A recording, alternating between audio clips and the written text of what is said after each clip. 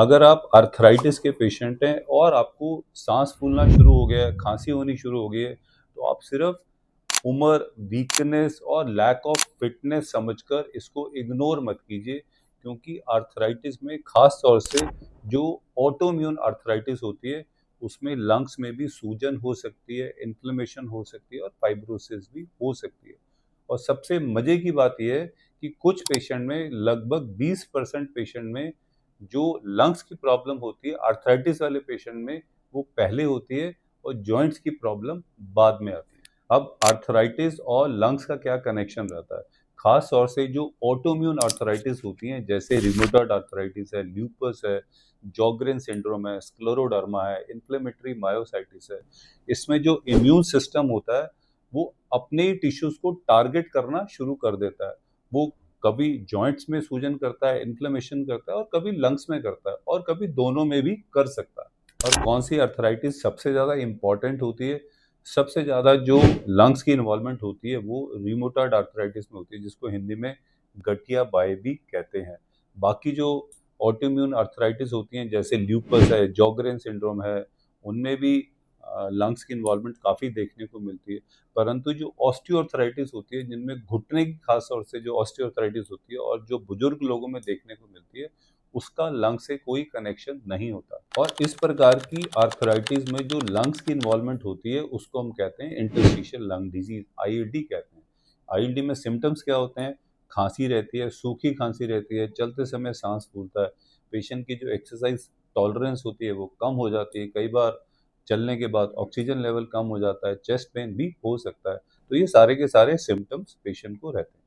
इसको डायग्नोज कैसे किया जाता है? सबसे पहले अगर पेशेंट रिमोटॉइड आर्थराइटिस का पेशेंट है, गठिया बाय का पेशेंट है, या और प्रकार की आर्थराइटिस का पेशेंट है, ऑस्टियोआर्थराइटिस को छोड़ के, और उनको ये सारे सिम्टम रहते हैं, खांसी रहती है, सांस फूलता है चलते समय, तो आईएलडी हो सकती है। अब आगे हम चल के इसमें एक्सरे करा सकते हैं, कई बार एक्सरे बिल्कुल नॉर्मल रहता है।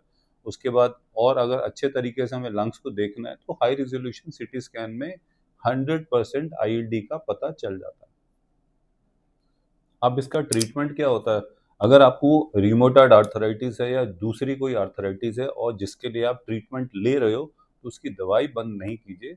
आप अपने चेस्ट स्पेशलिस्ट को दिखाइए, वो आपका एचआरसीटी करेंगे, आपका एबीजी टेस्ट कर सकते हैं, आपको पल्मोनरी फंक्शन टेस्ट करने के लिए कह सकते हैं, और उसके बाद वो डिसाइड करते हैं कि आपको, आप जो दवाई ले रहे हो आर्थराइटिस के, उसके ऊपर कोई और आपको दवाई चाहिए या नहीं चाहिए होती है। सबसे पहले इसमें स्टेरॉयड का बहुत इंपॉर्टेंट रोल रहता है। स्टेरॉयड से इन्फ्लेमेशन कम होती है और पेशेंट बेटर फील करते हैं। अगर फाइब्रोसिस ज़्यादा है तो हमें एंटी फाइब्रोटिक ड्रग भी देनी पड़ सकती है। इसमें 3 दवाइयों का बहुत इंपॉर्टेंट रोल रहता है। सबसे पहले स्टेरॉयड होते हैं। स्टेरॉयड आईएलडी में तो काम करते ही करते हैं, साथ में आर्थराइटिस में भी काम करते हैं। दूसरे नंबर पे होते हैं इम्यूनो सप्रेसिव ड्रग्स होते हैं, जैसे माइकोफेनोलेट आता है, मिथोट्रिक्सेट आता है, हाइड्रोक्सीक्लोरोक्विन आता है। ये दोनों में दिया जा सकता है। आईएलडी में भी कई बार दिया जाता है और आर्थराइटिस में भी दिया जाता है। ये डॉक्टर डिसाइड करते हैं कि आपको आईएलडी स्पेसिफिक ट्रीटमेंट ज़्यादा चाहिए या आर्थराइटिस स्पेसिफिक ट्रीटमेंट ज़्यादा चाहिए, या दोनों ही चाहिए, दोनों भी दिए जा सकते हैं। और तीसरे नंबर पे आते हैं एंटी फाइब्रोटिक ड्रग्स। वो तब दिए जाते हैं जब लंग्स में फाइब्रोसिस होना शुरू हो जाता है। वो सिर्फ और सिर्फ आईएलडी में ही काम करते हैं, आर्थराइटिस में काम नहीं करते। और ड्रग्स के अलावा सबसे इंपॉर्टेंट रहता है स्मोकिंग सेसेशन। अगर आप स्मोकिंग करते हैं तो उसको बंद करिए, अल्कोहल लेते हैं तो बंद करिए, वेजिटेबल्स खाइए अच्छी मात्रा में, पानी पीजिए, वैक्सीनेशन लीजिए। वैक्सीनेशन बहुत ज़रूरी है। फ्लू वैक्सीन, निमोनिया वैक्सीन बहुत ही इंपॉर्टेंट है। और साथ में पल्मोनरी रिहैबिलिटेशन और भी ज़्यादा इंपॉर्टेंट है किसी भी आईएलडी पेशेंट के लिए। इसलिए हर प्रकार की आर्थराइटिस में लंग्स में सूजन, इन्फ्लेमेशन, फाइब्रोसिस नहीं होता है। सिर्फ और सिर्फ जो ऑटो इम्यून आर्थराइटिस होते हैं, जैसे rheumatoid arthritis, scleroderma, Sjogren syndrome, lupus होता है, इनमें जो आर्थराइटिस होती है उसके साथ लंग्स में सूजन, इन्फ्लेमेशन या फाइब्रोसिस हो सकता है।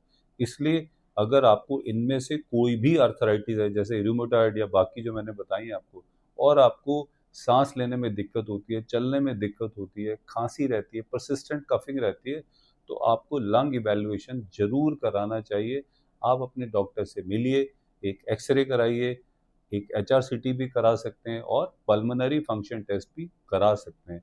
और आप अगर डायग्नोसिस जल्दी करते हैं तो बीमारी को आगे बढ़ने से बिल्कुल रोका जा सकता है। और इन आर्थराइटिस में सभी लोगों को इंटरस्टिशियल लंग डिजीज नहीं होती है, कुछ ही लोगों को इंटरस्टिशियल लंग डिजीज होती है।